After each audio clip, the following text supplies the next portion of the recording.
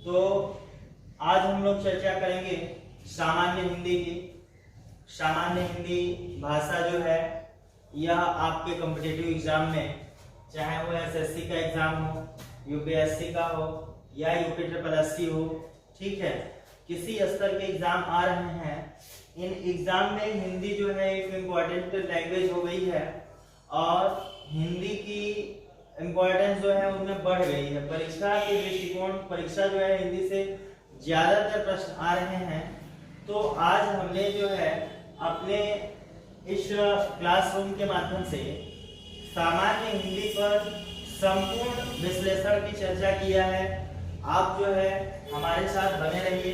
क्रमशः मैं आप लोगों को एक एक क्लास का हर एक टॉपिक को विस्तृत और बेहतर तरीके से समझाते हुए इसको कंप्लीट करने की पूरी कोशिश करूंगा, ठीक है।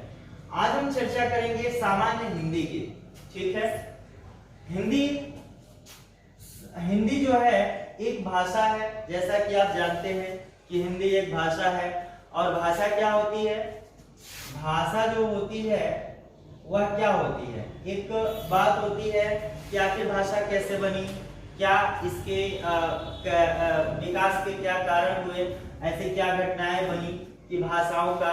तो इसमें जो है भाषा जो होती है अभिव्यक्ति की माध्यम होती है, अभिव्यक्ति की माध्यम होती है, ठीक है। यानी कि कोई भी एक व्यक्ति अपने मनोदशाओं को, अपने विचारों को, अपने व्यवहारों को किसी दूसरे व्यक्ति तक पहुंचाने के लिए जिन व्यवस्था का इस्तेमाल करता है, जिन व्यवस्था का प्रयोग करता है, वह व्यवस्था जो है भाषा कही जाती है।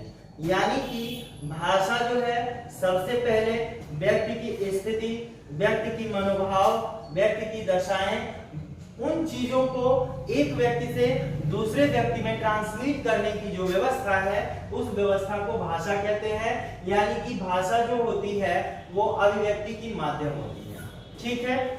आगे हम देखेंगे कि भाषा का जो निरंतर विकास हुआ, तो ऐसे थोड़ी भाषा का विकास हो गया कि चलो ये भाषा है, ऐसी है, इसको ये पढ़ना, उसको वो पढ़ना, इस तरह की कोई कंडीशन नहीं है। भाषा बनने का एक प्रयोजन था।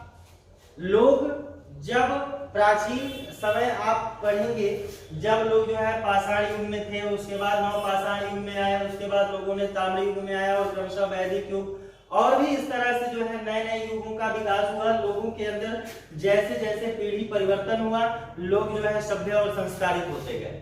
तो पीढ़ी परिवर्तन हुआ, उसमें आपने देखा होगा कि व्यक्ति जो है पहले जंगलों में रहता था, जंगलों में रहने के बाद धीरे धीरे उसे सभ्यता और समाज का ज्ञान हुआ, तो वो समाज में रहना शुरू किया। समाज में रहने के बाद जो है जब व्यक्ति समाज में रहने लगा तो उसे महसूस हुई कि वे how to communicate each other, हम लोगों को एक दूसरे से बात करना चाहिए, ठीक है। हम लोग अपनी भावनाओं को एक दूसरे से मतलब प्रस्तुत कर सकें, ठीक है।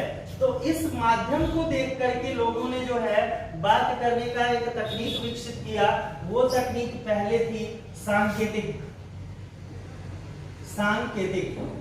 जो आज के समय में भी पशु पक्षी प्रयोग में लाते हैं। वो चूंकि उनके पास कोई डेफिनेट लैंग्वेज नहीं है, कोई डेफिनेट भाषा नहीं है, निश्चित भाषा नहीं है, तो निश्चित भाषा ना होने के अभाव में आज के समय में भी जीव जंतु हैं या जो ना बोलने वाले प्राणी हैं, जिनके पास कोई व्याकरण नहीं है, ऐसे प्राणी जो है आज भी अभिव्यक्ति के लिए सांकेतिक भाषा का प्रयोग करते हैं। तो सांकेतिक भाषा जो है ये हमारी अभिव्यक्ति की पहली भाषा है, ठीक है। सांकेतिक भाषा के बाद आई मौखिक भाषा, ठीक है। मौखिक भाषा में व्यक्ति जो थे वह अपने भाषा को एक मूर्त रूप दे चुके थे। यानी कि इसमें जो है कोई विशेष प्रकार की ध्वनि जो है वह अभिव्यक्ति की माध्यम बनने लगी। किसी विशेष प्रकार की ध्वनि को जो है विशेष प्रकार की वस्तुओं से सिम्बलाइज किया गया, मतलब कि जोड़ा गया, ठीक है। और यहाँ से जो है मौखिक एक भाषा के रूप में विकसित हुई। मौखिक भाषा के बाद आया लिखित भाषा।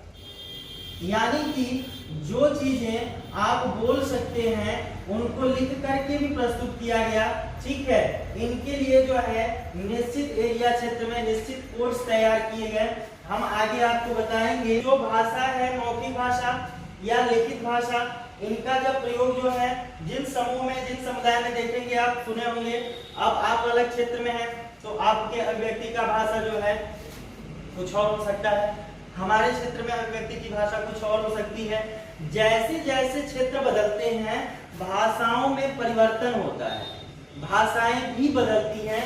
तो ये डिपेंड करता है कि जिस सोसाइटी में भाषाओं का ये विकास हुआ है उस सोसाइटी से ये भाषाएं कम्युनिकेट होती हैं, क्योंकि अलग अलग क्षेत्र के लोग, अलग अलग सोसाइटी के लोग अलग अलग वस्तुओं को अलग अलग नामों से, अलग अलग व्यवहारों से, अलग अलग बोलियों से जो है पहचानते हैं। ठीक है, तो ये जो है कोडिंग का माध्यम होता है। कोडिंग के आधार पर ही इन भाषाओं का विकास किया गया है। कोई जो है इनका प्रारूप नहीं मिलता है।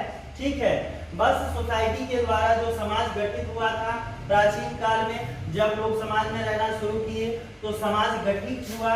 तो समाज गठित होने के बाद जो है सोसाइटी के लोगों के द्वारा एक कोड तैयार किया गया कि वहाँ पे जो सोसाइटी का जो सरदार होता है या वयस्क जो शिक्षित विद्वान होते थे, जो सबसे समझदार व्यक्ति होता था, मुखिया जिनको बोला जाता था, तो ऐसे लोग जो है एक निश्चित कोड को तैयार किए और उस कोड को एक निश्चित बोली दिए, एक निश्चित ध्वनि दिए।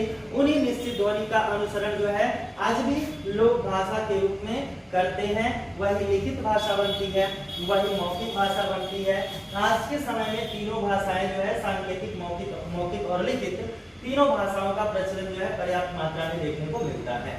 तो ये हमारे भाषा का विकास था कि किसी भी भाषा का विकास जो है क्यों हुआ, तो रीजन ये था कि एक दूसरे से व्यक्ति कम्युनिकेट कैसे करे, एक दूसरे से अपनी विचारधाराओं को, अपने भावनाओं को, अपनी आवश्यकताओं को एक व्यक्ति से दूसरे व्यक्ति तक कैसे पहुंचाए, इस चीज को जो है इसमें बताने, इस चीज को की पूर्ति के लिए भाषाओं का विकास हुआ।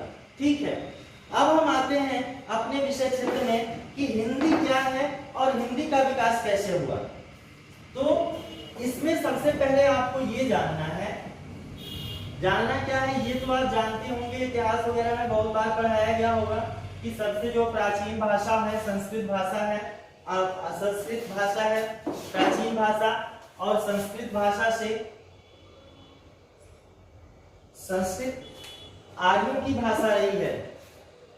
संस्कृत जो है, तो संस्कृत जो है यहाँ पर यह प्राचीन भाषा है, सबसे प्राचीन भाषा संस्कृत है।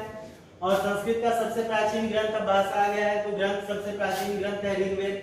ये तो जानते ही हैं आप लोग, ऋग्वेद सबसे प्राचीन ग्रंथ है। ठीक है, तो संस्कृत में ही ऋग्वेद की रचना की गई है। ठीक है, अच्छा, संस्कृत जो था वो वैदिक युग में, वैदिक काल के लोगों की ये भाषा थी। ठीक है, या हम इनको कह सकते हैं कि यह आर्यों की भाषा थी। ठीक है, जो आर्य थे उन आर्यों की भाषा जो थी वह संस्कृत थी। ठीक है, अब देखिए होता क्या है, परिवर्तन संसार का नियम है, ऐसा टैग है, ऐसा लोग कहते हैं, ऐसा सही भी है कि हर सोसाइटी में परिवर्तन होते हैं। निश्चित रूप से कोई भी जीव है, उस जीव में पीढ़ी में परिवर्तन होता है, लक्षण में परिवर्तन होते हैं, व्यवहार में परिवर्तन होते हैं, समाज में परिवर्तन होते हैं। हमारे माता पिता का व्यवहार बिहेवियर कैसा था, हमारा व्यवहार बिहेवियर कैसा है, उनका सामाजिक जीवन रहन सहन कैसा था, हमारा सामाजिक जीवन रहन सहन कैसा है। तो परिवर्तन तो हो रहा है। तो परिवर्तन जो है दुनिया में प्राकृतिक, ये एक प्राकृतिक नियम है परिवर्तन होना। संस्कृत भाषा जो थी, यह भाषा अपने आप में एक अहम भाषा थी और सबसे श्रेष्ठ भाषा, कठिन कह सकते हैं आपके सामान्य शब्दों में, कि संस्कृत जो है बहुत ही कठिन भाषा थी। और व्यक्ति का, जैसा कि प्राचीन काल से लक्षण रहा है कि व्यक्ति अपनी सुविधा के अनुसार ही चलने का, रहने का प्रयास करता है, तो कठिन भाषा होने की वजह से बोलने में इनको समस्या हो रही थी। तो कुछ भाषाओं का जो है मॉडिफिकेशन कर दिया गया, कुछ भाषाएं जो ज्यादा कठिन थी उनको जो है बदल करके सामान्य भाषा में बना दिया गया। तो यहाँ पर एक नई भाषा का विकास हुआ जिस भाषा को बोला जाता है पाली भाषा। बना संस्कृत से ही, लेकिन संस्कृत कठिन होने की वजह से सामान्य लोग इनको बोलने में ज्यादा दिक्कत महसूस कर रहे थे। ऐसे कठिनाई होने की वजह से धीरे धीरे बोलते बोलते एक नई भाषा का विकास हुआ जो पाली भाषा के रूप में विकसित हुआ। ये पाली भाषा मिलता है बौद्ध काल में। देखेंगे कि ज्यादातर बौद्ध काल की रचनाएं जो हैं पाली भाषा में, महात्मा बुद्ध की ज्यादातर रचनाएं जो है पाली भाषा में मिलती है। ठीक है, अब देखिए लोगों को संतुष्टि पाली भाषा पर भी नहीं थी। पाली भाषा में भी कुछ ऐसे शब्द थे जिनको बोलने में दिक्कत होती थी। तो लोगों ने जो है कुछ और भी प्रयोग करना शुरू कर दिया और कुछ अलग भाषा बोलना शुरू कर दिया। आगे चल के यह भाषा बदली प्राकृत भाषा के रूप में, प्राकृत भाषा के रूप में। ठीक है, यह प्राकृतिक भाषा जो है देखेंगे कि इसका जो है ज्यादातर रचना मिलता है आपको जैन धर्म ग्रंथों में। ठीक है, जैन काल।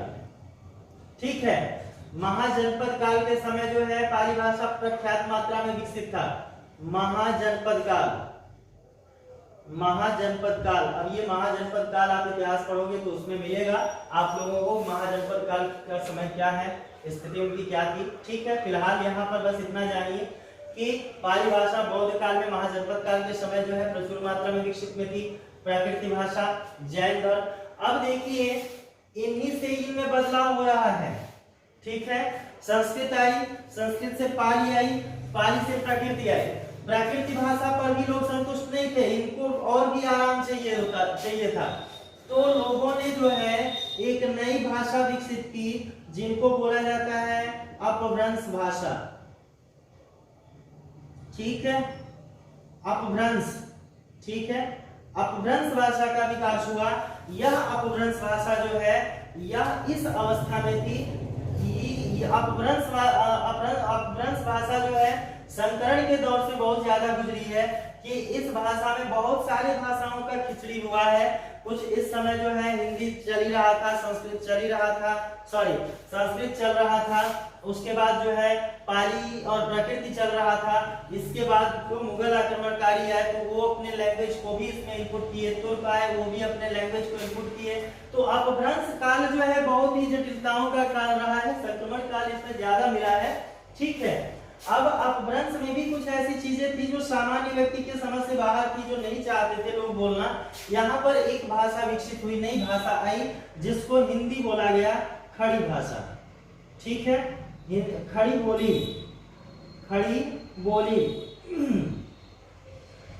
ठीक है, हिंदी खड़ी बोली यहाँ पर विकसित हुई जिसको कालांतर में हिंदी शब्द सबसे पहले हिंदी शब्द जो है अलाउद्दीन खिलजी का जो दरबारी कवि अमीर खुसरो, नाम आपने सुना होगा, तोता ए हिंद बोला जाता है।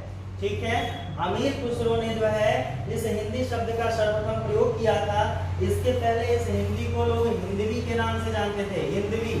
ठीक है, लेकिन अमीर खुसरो ने जो है इनको जो है इस भाषा को हिंदी भाषा का नाम दिया और यहाँ से शुरू होता है आपका हिंदी का विकास। हिंदी के विकास में जब हिंदी साहित्य आप पढ़ेंगे तो उसमें खड़ी बोली के नायक कवि माने जाते हैं भारतेंदु हरिश्चंद्र। लेकिन इनके पहले भी भाषाओं का विकास हुआ था, हिंदी की रचनाएं एकाध हुई हैं। ठीक है, लेकिन पूर्ण रूप से जो विकास हिंदी अपनी ली है वो विकास हमें देखने को मिलता है खड़ी बोली हिंदी के विकास के बाद ही। ठीक है, अब प्रश्न इसमें से क्या उठते हैं? प्रश्न जो है यूपीएससी और यूपीएससी में इस लेवल के प्रश्न आ सकते हैं कि हिंदी जो है, हिंदी संस्कृत का कौन सा संस्करण है। ठीक है, तो ये ध्यान में रखिएगा कि हिंदी जो है संस्कृत का 5वां संस्करण है। पहला संस्करण पाली, दूसरा प्राकृतिक, तीसरा अपभ्रंश। पहला संस्कृत है, दूसरा पाली है, तीसरा प्राकृतिक है, चौथा अपभ्रंश है और 5वां संस्करण जो है हिंदी खड़ी बोली है। तो हिंदी खड़ी बोली जो है हिंदी संस्कृत का 5वां संस्करण है।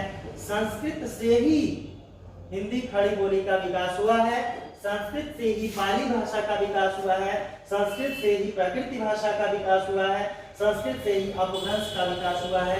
ये सब संस्कृत के ही जो है प्रोडक्ट या उत्पाद है, संस्कृत भाषा से ही विकसित हुए हैं। ठीक है, ये हो गई भाषा। अब जो लिपि है, लिपि जो होती है वो होती है लेखन शैली। ठीक है, तो इसके बारे में जो है लिपि लेखन शैली जो होती है यानी लिखने की जो कला होती है, लिखने की जो क्वालिटी होती है, उस चीज को लिपि बोला जाता है। तो आप ये जानते ही होंगे कि हिंदी और संस्कृत, ठीक है, हिंदी और संस्कृत इन दोनों का एक ही लिपि है जिसको बोलते हैं देवनागरी लिपि। देवनागरी लिपि, ठीक है, हिंदी और संस्कृत दोनों के लिए एक ही लिपि है, देवनागरी लिपि। ठीक है, अब देखेंगे हिंदी की उपभाषाएं और उपबोलियां।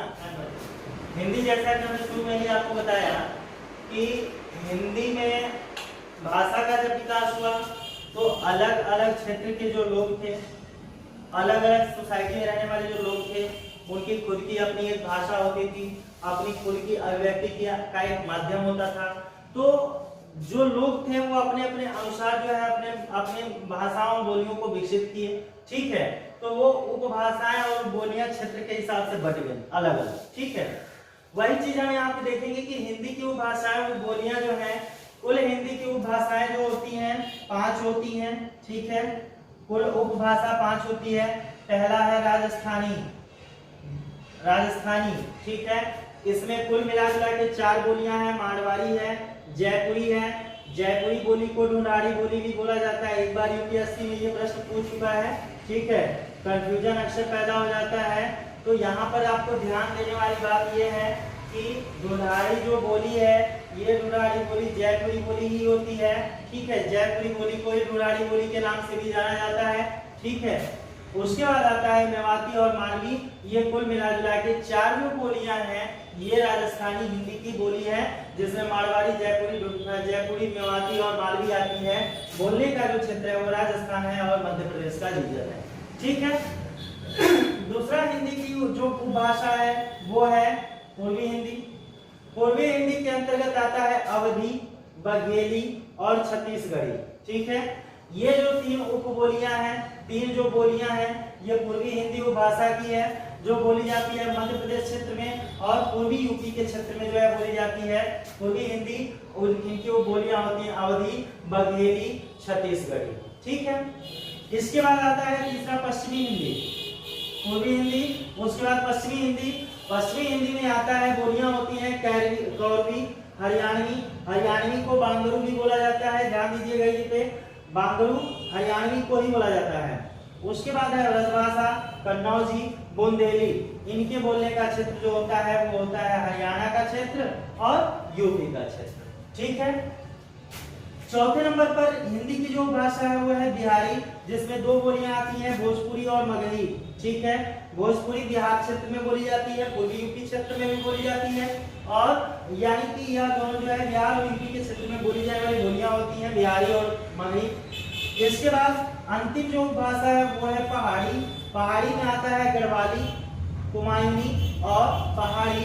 ये 3 उपबोलियां होती हैं पहाड़ी भाषा में। यह बोली जाती है उत्तराखंड, हिमाचल प्रदेश के क्षेत्र में। ठीक है, तो इस आधार पर हम देखें तो कुल उपभाषाएं 5 हमने बताया। उपबोलियां जो होती हैं वो कुल मिला के 17 होती हैं। ठीक है, और हिंदी भाषा जो है 9 राज्यों सहित 1 केंद्र शासित प्रदेश में हिंदी भाषा का जो है पूर्ण रूप से प्रयोग किया जाता है, हिंदी भाषा जो है बोली जाती है। तो ये है हमारे हिंदी भाषा का विस्तृत क्षेत्र कि कहां-कहां कौन-कौन सी हिंदी भाषा में बोली जाती है। ठीक है, कि हिंदी जो है किन-किन क्षेत्रों में बोली जाती है। हमने ये भी देख लिया कि हिंदी भाषा का विकास क्या था, कहां से उत्पत्ति हुई, किन-किन क्षेत्रों में भारत में बोली जाती है। अब हिंदी में शुरू होता है किसी भी यूनिट कोई भी व्याकरण शुरू होता है वर्ण से। ठीक है, वर्ण क्या होता है, ठीक है। क्या होता है वर्ण? तो वर्ण जो है इसमें बताया गया है कि वर्ण किसी भी भाषा की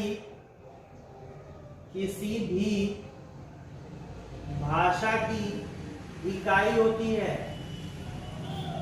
ठीक है, वर्ण जो होता है वह किसी भी भाषा की इकाई होती है जहां से भाषा का उद्भव होता है। यानी कि जहां से भाषा का उद्भव होता है वो होता है वर्ण। वर्ण जो होती है वह किसी भी भाषा की सबसे सूक्ष्म, सबसे छोटी इकाई बताए गए हैं। एक होता है स्वर और दूसरा होता है व्यंजन। ठीक है, स्वर जो होती है वह किसी भाषा में, हिंदी भाषा में स्वर जो होता है वह हिंदी भाषा में मात्रा बनाने का कार्य करती है।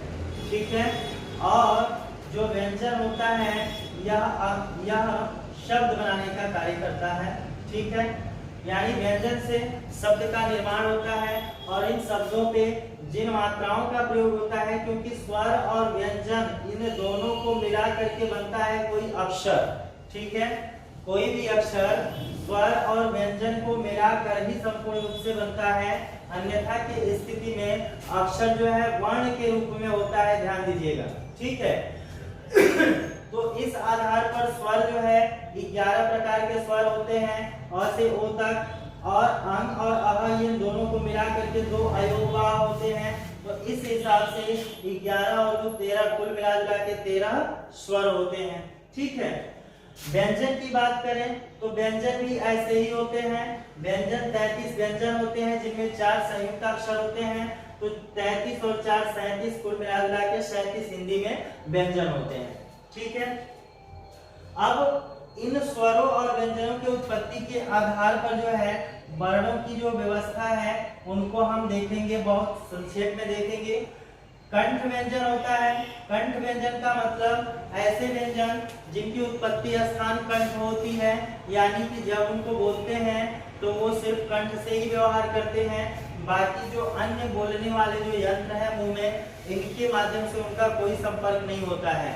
जैसे आप बोलेंगे क, तो क बोलते समय सिर्फ वर्ड जो है, जीभ जो है आपका एक बार कंठ से स्पर्श हो रही है और वापस जो है पूरी तरह से बाहर निकल आ रही है ध्वनि। तो ऐसी स्थितियां बनती हैं जो कंठ प्रभावित होती हैं, कंठ व्यंजन कहे जाते हैं, जिनमें आता है क, ख, ग, घ। ठीक, दूसरा आता है तालु। ठीक है, तालु व्यंजन के अंतर्गत जो होता है ये तालब व्यवस्था होती है, यानी जीभ के मिडिल में सीधा ऊपर जो अक्षर जो अंग होता है तालु, वहां से इन अक्षरों का जो है तो उच्चारण होता है। जैसे च, छ, ज, झ। ठीक है, ये सब जो है तालव्य व्यंजन होते हैं। मूर्धा होता है ट, ठ, ड, ढ। दंत होता है जिनका उच्चारण दांतों से होता है त, थ, द, ध। यहाँ मूर्धा बताना, देखिए मूर्धा जो शब्द होता है ट, ठ, ड, ढ, जीभ को यहाँ पर आपको फोल्ड करना पड़ता है। जीभ थोड़ा सा फोल्ड होकर तालु से टकराती है और तब जाके इन अक्षरों का प्रोनाउंसिएशन होता है ट, ठ, ड और ढ का। ठीक है, इसके बाद आता है दंत व्यंजन। दंत व्यंजन जो है दांतों पर जीभ टकराती है, उनके प्रभाव से इनका निर्माण होता है। जैसे त, थ, द और ध। ठीक है, ओष्ठ व्यंजन आता है जिनका पूर्ण प्रभाव ओठ पर होता है, यानी कि ओठ के माध्यम से ही इनके वर्णों को हम पहचानते हैं। इनमें आता है प, फ, ब, भ और म। ठीक है, तो ये होते हैं। उसके बाद उष्ट व्यंजन 4 बताए गए हैं, श, श, श और ह। और अंतस्थ व्यंजन होते हैं य, र, ल, व। संयुक्त व्यंजन, ठीक है, तो संयुक्त व्यंजन में आता है 4। एक आता है छ, बनता है क और छ से। ठीक है, ये बनता है छ। उसके बाद आता है त्र, बनता है क और र से, ये होता है त्र। उसके बाद आता है ज्ञ, बनता है ग और य से। ठीक है, तो ये होता है ज्ञ। ठीक है, और उसके बाद आता है स्र, बनता है स और र से, ये बनता है स्र। इस हिसाब से जो है ये संयुक्त व्यंजन होते हैं 4। ठीक, उसके बाद अनुनासिक व्यंजन जो होते हैं ये सभी वर्गों में, जो क वर्ग है, च वर्ग है, ट वर्ग है, त वर्ग है, प वर्ग है, इन सभी वर्गों में जो पांचवा अक्षर होता है वह पांचवा अक्षर, ठीक है, पांचवा अक्षर जो होता है उसे ही बोलते हैं अनुनासिक व्यंजन। ठीक है, अनुनासिक व्यंजन। ठीक है, तो ये हुआ आपका वर्णों का प्रकार। आपने देखा हिंदी भाषा की उत्पत्ति, वर्ण का जो प्रकार है, वर्ण की जो स्थितियां हैं, ये सारी चीज हमने समझ ली। कल के क्लास में हमारा रहेगा शब्दों के प्रकार, शब्दों की उत्पत्ति रचना के आधार पे एक गहन विश्लेषण हमारे साथ चलेगा आप लोगों का लगातार ये पूरे टॉपिक में, जिसमें आपको हम कल बताएंगे शब्दों के प्रकार, रचना के आधार पर और उत्पत्ति के आधार पर, भाषा के आधार पर, और उसके बाद आपका चलेगा संधि, समास, अलंकार, फिर रस छंद। ठीक है, ये सारी चीजें जो है क्रमशः क्लास वाइज आपको उपलब्ध कराई जाएंगी। तब तक के